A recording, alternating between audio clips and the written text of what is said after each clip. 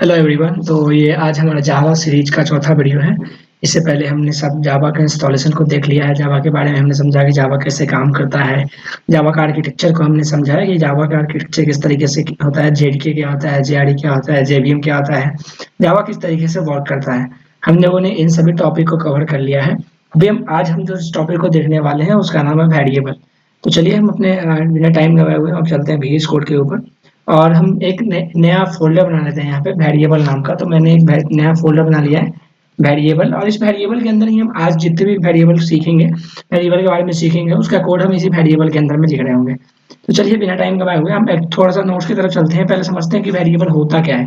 तो अपने नोट्स की तरफ अगर आते हैं तो आपको दिखेगा यहाँ पे जावा वेरिएबल्स के बारे में। तो यहाँ लिखा है variable is a container which hold the value and which holds the value. क्या है, वेरिएबल एक कंटेनर की तरह काम करता है जो क्या करता है, हमारी वैल्यू को स्टोर करता है। वैल्यू को स्टोर करता है, इसका क्या मतलब हुआ। चलिए इसको समझने के लिए सबसे पहले हम क्या करते हैं, यहाँ पे एक अपना क्लास बनाते हैं जावा का। तो हम एक फाइल बनाते हैं वेरिएबल के अंदर। मैं बनाता हूँ एक फर्स्ट डॉट जावा। मैंने क्या किया, फर्स्ट डॉट जावा नाम का फाइल बनाया। फर्स्ट डॉट जावा, ऐसे हमने फर्स्ट डॉट जावा बनाया। यहाँ पे आपको दिख रहा होगा कि एक क्लास बन चुका है हमारा। अब इसके अंदर मैं मेन मेथड बनाता हूँ, मेन मेथड बन चुका है। अब इसके अंदर मैं क्या करता हूँ, एक वेरिएबल बनाता हूँ। एक वेरिएबल क्या बनाता हूँ मैं, इसके अंदर एक int x equal to, suppose मैंने 10 ही वैल्यू दिया, एक वेरिएबल बनाया मैंने। अब मैं इस वैल्यू को अगर मैं सी, इसमें क्या हुआ ना, ये वेरिएबल बनाने का एक तरीका होता है। वेरिएबल किस तरीके से बनता है देखो, यहाँ पे मैंने लिखा x इक्वल टू 10। जैसे मैं अगर मैं यहाँ पे लिखूँ x इक्वल टू 10, तो ये x एक वेरिएबल है जिसमें 10 वैल्यू स्टोर होता है। x एक वेरिएबल बनता है जिसके अंदर वैल्यू क्या होता है, 10 होता है। इसको डिक्लेयर करने का ना एक तरीका होता है, जैसा कि हम नोट्स में आगे देखिएगा। तो आप देख सकते हो यहाँ पे वेरिएबल को डिक्लेयर करने का क्या तरीका है। पहले हम सबसे पहले डेटा टाइप लिखते हैं। डेटा टाइप क्या होता है इसके लिए हम नेक्स्ट वीडियो में देखेंगे एक एक कि डेटा टाइप क्या होता है। डेटा टाइप के हम बहुत ज़्यादा डिस्कशन करने वाले हैं नेक्स्ट वीडियो के अंदर। अभी हम कुछ डेटा टाइप को स्पेसिफिक समझेंगे। हम लोग समझेंगे कि डेटा टाइप लिखना होता है, उसके बाद हम एक वेरिएबल का नेम देते हैं। जिस भी नाम से हम एक वेरिएबल बनाना चाहते हैं उसका एक नेम देना होता है वेरिएबल नेम के अंदर, और जो भी वैल्यू हम पुट करना चाहते हैं वो हम पुट कर सकते हैं। देखिए अगर हम यहाँ पे लिखते हैं x इक्वल टू 10, इसका मतलब x एक वेरिएबल है जिसके अंदर वैल्यू 10 आएगा। लेकिन चूंकि हमने देखा है कि वेरिएबल को डिक्लेयर कैसे करते हैं, तो वेरिएबल को डिक्लेयर करने के लिए हमें सबसे पहले लिखना पड़ता है डेटा टाइप। तो मैं अगर कमेंट करके लिखूं डेटा टाइप, सबसे पहले मुझे लिखना पड़ेगा डेटा टाइप। उसके बाद मुझे लिखना पड़ेगा उसका वेरिएबल, डेटा टाइप के बाद वेरिएबल नेम। तो मैंने लिखा वेरिएबल नेम, उसके बाद उसमें हमको लिखना पड़ेगा वैल्यू। अब इसके अंदर में हम क्या चाहते हैं, मैं इसको अगर डिक्लेयर करना चाहूँ तो डेटा टाइप, सपोज मैंने इंट एक डेटा टाइप लिया। अब इंट क्या है उसके बारे में नेक्स्ट वीडियो में डिस्कस कर जाऊंगे। और मैंने एक नाम बनाया, नेम के अंदर में वैल्यू को कर दिया 10। अब ये क्या हुआ, इसका मतलब ये हुआ कि हमने एक नम नाम का वेरिएबल बनाया जिस वेरिएबल के अंदर जो वैल्यू है वो 10 है। तो अभी और उस वैल्यू का जो टाइप है वो इंटीजर है, इन टाइप का है। अब मैं अगर इसको प्रिंट करना चाहूँ, तो इसको मैं डायरेक्टली एक्सेस करना चाहूँ तो मैं इजीली एक्सेस भी कर सकता हूँ। मैं यहाँ पे अगर नम लिखूँ, तो आप अगर देख सकते हो कि अगर मैं इसको रन करूँ उस कोड को, मैं अगर यहाँ पे आके जावा को रन करूँ तो आपको यहाँ पे आउटपुट दिखेगा। देखो ये आप यहाँ पे आउटपुट देख सकते हैं। यहाँ आउटपुट दिख जाएगा आपको। अ, थोड़ा सा मैं वीडियो को सेट कर लेता हूँ। यू कैन सी आउटपुट यहाँ पे 10 आ रहा है। बट अगर मैं, ठीक है, ये हमारा तरीका होता है। अगर इसकी जगह पे मैं कुछ भी लिख सकता हूँ, ऐसा नहीं है कि मैं डेटा टाइप सिर्फ इंटीजर दूँ। एक डेटा टाइप हमारे पास स्ट्रिंग होता है, तो मैं उसको भी चेक कर लेता हूँ। मैं क्या करता हूँ, यहाँ पे एक स्ट्रिंग लिखता हूँ। मैं एक स्ट्रिंग लिखता हूँ और सॉरी, मैं एक यहाँ पे स्ट्रिंग लिखता हूँ। स्ट्रिंग के अंदर मैं एक नेम देता हूँ। सपोज मैंने नेम दे दिया गुल्लू। जैसे ही मैं गुल्लू लिखता हूँ यहाँ पे, तो क्या होगा कि आप जैसे देखो, आप इसका मतलब ये होगा कि नेम एक वेरिएबल बन गया, उसके अंदर गुल्लू नाम स्टोर हो गया। अब जैसे मैं इसको प्रिंट करूंगा, अगर मैं इसको प्रिंट करूं तो यहाँ पे देखो नेम जैसे ही मैं लिखूंगा और मैं इस जावा कोड को इस कोड को रन करता हूँ एज जावा रन, तो यहाँ पे आप देख सकते हो, यहाँ पे आपको आउटपुट में दिख रहा होगा 10 एंड गुल्लू। तो इस तरीके से आप प्रिंट कर सकते हैं, वेरिएबल का यूज कर सकते हैं वैल्यू को स्टोर करने के लिए, और हम वैल्यू को स्टोर करके इसको यूज कर सकते हैं। ठीक है, अब इसके क्या होता है ना, वेरिएबल को बनाने के कुछ टाइप्स होते हैं हमारे पास। कुछ तरीके वेरिएबल के कुछ टाइप्स होते हैं, हम एक एक करके नोट्स के जरिए हम देखते हैं क्या कौन कौन से टाइप्स होते हैं हमारे वेरिएबल के। तो अपने नोट्स में जब वापस आते हैं तो यहाँ पे दिख रहा होगा जावा वेरिएबल्स के बारे में। यहाँ पे लिखा है variable is container which holds value and variable is assigned with a data type. तो कह रहा है कि आपको पता है कि मैंने ऑलरेडी बताया कि वेरिएबल एक कंटेनर होता है जिसके अंदर वैल्यू को स्टोर करते हैं, और इसको असाइन करने के लिए हमको एक डेटा टाइप की जरूरत होती है। ठीक है, अभी यहाँ पे टाइप्स ऑफ वेरिएबल लिखा है, तीन तरीके के वेरिएबल होते हैं, local variable, instance variable, static variable. चलिए हम एक एक करके सभी वेरिएबल्स को समझने की कोशिश करते हैं। सबसे पहले इसके अंदर हम एक और नया जावा का फाइल बनाते हैं। सपोज मैंने लोकल वेरिएबल समझना है, तो हम यहाँ पे लिखते हैं लोकल डॉट जावा। अब मैंने लिखा लोकल डॉट जावा, तो इसका मतलब इसमें क्या होगा, लोकल नाम का एक क्लास बन गया। अब इसके अंदर मैंने एक मेन मेथड बना लिया। अब इसके अंदर मैं लोकल वेरिएबल हमें समझना है, तो सी लोकल वेरिएबल किसको कहते हैं, पहले हम अगर डिफिनीशन की तरफ चले तो डिफिनीशन में लिखा हुआ है कि local variable declare inside the body of the method is called the local variable. मतलब किसी भी मेथड के बॉडी के अंदर जो हम वेरिएबल डिक्लेयर करते हैं उसको हम बोलते हैं लोकल वेरिएबल। तो सी यहाँ पे मेथड, एक मेन मेथड है जिसकी बॉडी ये होती है, जो कर्ली ब्रेसेस ओपन और कर्ली ब्रेसेस क्लोज के बीच का होता है उसको हम मेथड का बॉडी बोलते हैं। तो सपोज इस मेथड के बॉडी के अंदर मैं अगर लिखूं इंट x इक्वल टू 10, तो ये एक वेरिएबल होगा लोकल वेरिएबल।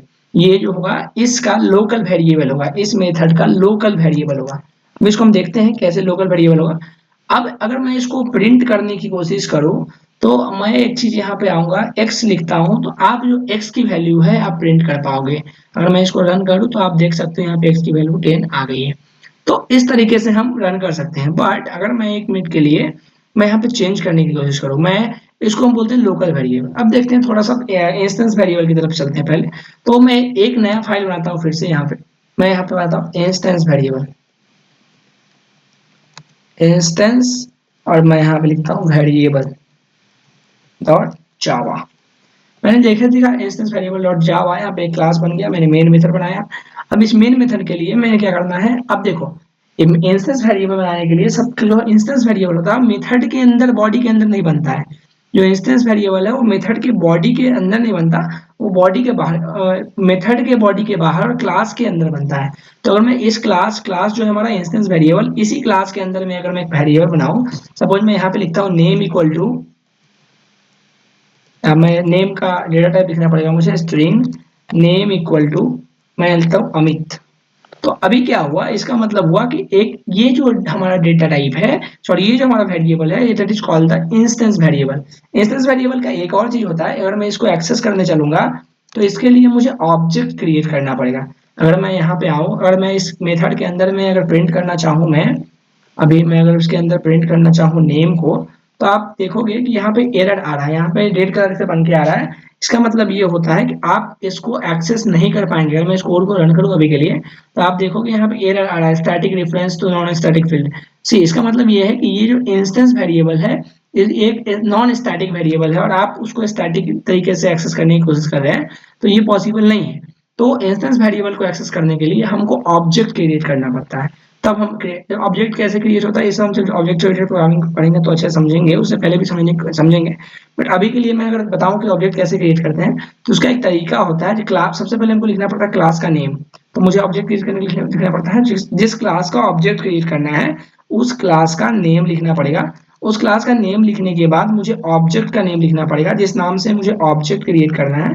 तो मैंने ऑब्जेक्ट नेम लिख दिया, उसके बाद मुझे लिखना पड़ेगा कि जो ऑब्जेक्ट की, और इसके बाद मुझे एक न्यू कीवर्ड लिखना पड़ता है, और न्यू के साथ मुझे अगेन क्लास का कंस्ट्रक्टर कॉल करना पड़ता है। अभी क्लास का कंस्ट्रक्टर कुछ नहीं, आप जो क्लास जिस नाम से आपका क्लास जो भी आपका क्लास नेम है उसमें आप ब्रैकेट लगा देते हैं, पैरेंथेसिस लगा देते हैं। ये आपका तरीका होता है हमारा ऑब्जेक्ट क्रिएशन का। अब जैसे ही हम इसके लिए कौन सी क्लास के लिए ऑब्जेक्ट क्रिएट करना है, मुझे इंस्टेंस वेरिएबल क्लास के लिए ऑब्जेक्ट क्रिएट करना है। तो मैं अगर यहाँ पे आके लिखूँ इंस्टेंस वेरिएबल, और इस क्लास के लिए मैं एक ऑब्जेक्ट क्रिएट करना चाहता हूँ ओबीजे नाम का, जो कि होगा न्यू इंस्टेंस वेरिएबल कंस्ट्रक्टर के साथ कॉल। अब मैं अगर यहाँ पे लिखूं obj डॉट नेम, तो आप देखोगे कि हम इस नेम को एक्सेस कर पाएंगे, और जैसे ही मैं कोड को रन करूंगा तो आप यहाँ पे देखोगे कि आउटपुट हमारा करेक्ट आ रहा है।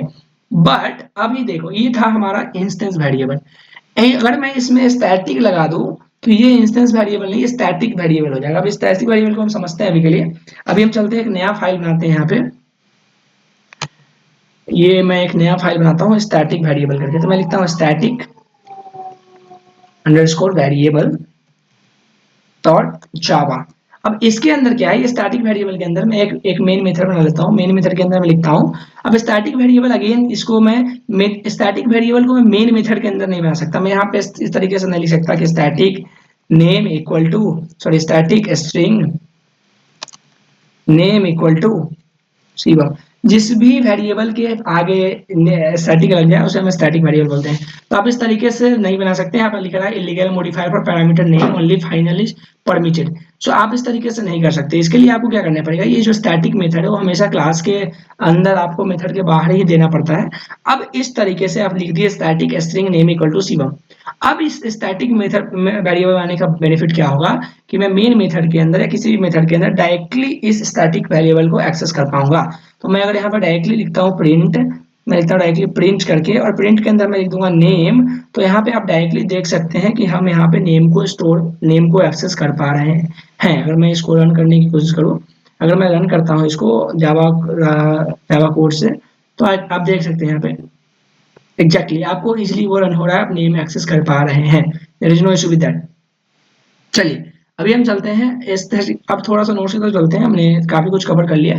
हमने देखा लोकल वेरिएबल। लोकल वेरिएबल क्या होता है, जो हम local a variable declare inside the body of method is called the local variable. जो मैंने देखा कि जो मेथड के अंदर में जो हम वैल्यू स्टोर कर रहे हैं उसको हम बोलते हैं local variable.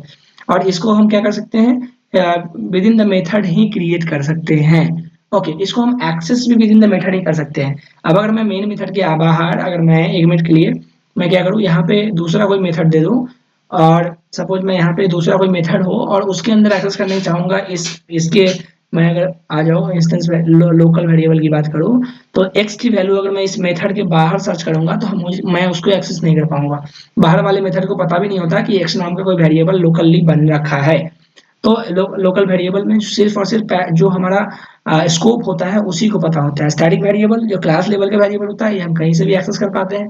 Instance variable object create करके कहीं क्लास के बाहर से भी इसको हम एक्सेस कर सकते हैं। ठीक है, अगेन हम नोट्स की तरफ चले तो इंस्टेंस वेरिएबल देखे तो variable declared inside the class outside the body of the method is called an instance variable. वो मेथड जो क्लास के अंदर है और मेथड के बाहर है उसे हम क्या बोलते हैं, इंस्टेंस वेरिएबल बोलते हैं। स्टैटिक वेरिएबल क्या है, a variable that is declared as static is called as static variable. वैसे वेरिएबल जो कि स्टैटिक कीवर्ड का यूज करके डिक्लेयर किए गए हैं उसे हम स्टैटिक वेरिएबल कहते हैं। Memory allocation for static variable happens only one when the class loaded in the memory. देखो अब स्टैटिक वेरिएबल के लिए जो हमारा मेमोरी लोकेशन होता है सिर्फ वन टाइम में होता है जब हम क्लास मेमोरी में लोड हो रहा होता है। ठीक है, हमने समझा वेरिएबल के बारे में। हमने एक बार क्विकली रिवीजन करें तो हम वेरिएबल को समझने की कोशिश करें। तो वेरिएबल क्या है, वेरिएबल एक तरीके का कंटेनर है जिसके अंदर वैल्यू को स्टोर करते हैं। वेरिएबल को हम बोल सकते हैं कि नेम, वो एक मेमोरी लोकेशन का नेम है जिससे हम उसको एक्सेस करते हैं। जैसे हम लिखते हैं उसको डिक्लेयर कैसे करते हैं, डिक्लेयर करने का तरीका होता है डेटा टाइप, उसके बाद वेरिएबल का नेम, उसके बाद नेम वैल्यू। तो सपोज मुझे नम नाम का एक वेरिएबल बनाना था तो मैंने लिखा इंटीजर टाइप का नम बनाना है, तो मैंने नम लिखा और उसके अभी डेट इंट क्या है इसके बारे में नेक्स्ट वीडियो में डिस्कस करेंगे डिटेल में। अभी हम देखते हैं नम के अंदर में हमने वैल्यू डाल दिया 10। अब मैं अगेन मैं जिसको अगर प्रिंट करने की कोशिश करता हूँ नम लिखता हूँ तो यहाँ पे 10 एक्सेस कर पाते हैं। इसका आउटपुट क्या मिलता है, मुझे 10 मिलता है। अगेन मैंने एक नया वेरिएबल बनाया स्ट्रिंग नेम नाम का, नेम के अंदर मैंने स्टोर कर दिया गुल्लू। इसका मतलब नेम एक बॉक्स बना, उसके अंदर जो वैल्यू है वो गुल्लू है, और जैसे मैंने नेम को प्रिंट करने की कोशिश की तो इसका आउटपुट में गुल्लू आ गया। अगर मैं अब इसका टाइप्स ऑफ की बात करूँ तो सबसे पहले हमने देखा लोकल वेरिएबल की बात करें तो वैसे वेरिएबल जो कि किसी मेथड के स्कोप के अंदर बने होते हैं उसे लोकल वेरिएबल कहते हैं। अब इस मेथड के बॉडी के अंदर में बना हुआ इंट x इक्वल टू 10 है तो इसको लोकल वेरिएबल कहते हैं। इसको हम इसी मेथड के अंदर एक्सेस कर पाएंगे, इस मेथड के बाहर हम इस x की वैल्यू को एक्सेस नहीं कर पाएंगे। उसके बाद इंस्टेंस वेरिएबल क्या होता है, इंस्टेंस वेरिएबल होता है जो कि हम मेथड के बॉडी के बाहर डिक्लेयर करते हैं और क्लास के अंदर डिक्लेयर करते हैं। तो यहाँ पे हमने देखा कि मैंने मेथड की बॉडी के बाहर string name equal to Amit लिखा और इसको यहाँ पे हम इंस्टेंस वेरिएबल बोला। अब इंस्टेंस वेरिएबल में इशू क्या है कि हम इसको डायरेक्टली एक्सेस नहीं कर सकते। इसको एक्सेस करने के लिए मुझे ऑब्जेक्ट क्रिएट करना पड़ता है। ऑब्जेक्ट कैसे क्रिएट करना पड़ता है, मुझे क्लास नेम लिखना पड़ता है, क्लास नेम के बाद ऑब्जेक्ट नेम लिखना पड़ता है, उसके बाद न्यू कीवर्ड लिखना पड़ता है, उसके बाद क्लास नेम लिखा कंस्ट्रक्टर कॉल करना पड़ता है। कंस्ट्रक्टर क्या होता है, learn in object oriented programming. But right now मैंने देखा कि मुझे क्या था, इंस्टेंस वेरिएबल नाम का क्लास था, तो मैंने इंस्टेंस वेरिएबल नाम क्लास नेम लिख दिया। मैं ऑब्जेक्ट जो बनाना चाहता वो ऑब्जेक्ट नाम का ही बनाना चाहता था, मैंने ओबीजे लिख दिया। उसके बाद मैंने लिखा न्यू कीवर्ड, उसके अंदर अगेन मैं क्लास नेम का कंस्ट्रक्टर कॉल कर दिया। तो क्लास नेम इंस्टेंस वेरिएबल था, उसके साथ मैंने पैरेंथेसिस लगा दिया, तो हमारा कंस्ट्रक्टर कॉल हो गया। अगेन मैं यहाँ पे ओबीजे एक डॉट मेथड होता है जिसके जरिए से हम क्लास के प्रॉपर्टी को एक्सेस कर पाते हैं। तो मैंने लिखा ओबीजे डॉट नेम, तो नेम लिखने से मुझे अभी मैं इसको रन किया तो मुझे अमित नाम का आउटपुट आ गया। अगर मैं स्टैटिक वेरिएबल के अंदर, स्टैटिक वेरिएबल के बारे में हमने पढ़ा कि वैसे वेरिएबल जिसके स्टार्टिंग में स्टैटिक कीवर्ड का यूज होता है उसे स्टैटिक वेरिएबल बोलते हैं। स्टैटिक वेरिएबल का बेनिफिट क्या है कि इसको एक्सेस करने के लिए मुझे कोई भी ऑब्जेक्ट क्रिएट करने की जरूरत नहीं होती है। इसका जब इसमें इसका मेमोरी लोकेशन सिर्फ एक ही बार होता है जब हमारा क्लास मेमोरी के अंदर लोड हो रहा होता है। तो ये था हमारा वेरिएबल के बारे में। वेरिएबल थोड़ा सा वेरिएबल के बारे में नेक्स्ट क्लास में और भी डिस्कस करेंगे, कुछ क्वेश्चंस कर रहे होंगे, उसके बाद हम डेटा टाइप के ऊपर चलेंगे, डेटा टाइप को हम अच्छे से समझने की कोशिश करेंगे। उसके बाद हम बहुत सारे प्रैक्टिस कोशिश करेंगे जो कि हमारे वेरिएबल के कॉन्सेप्ट्स के सभी कॉन्सेप्ट्स को क्लियर कर रहा होगा। ठीक है, तो आज की वीडियो के लिए इतना ही, चलते हैं, मिलते हैं आपसे नेक्स्ट वीडियो। Thank you.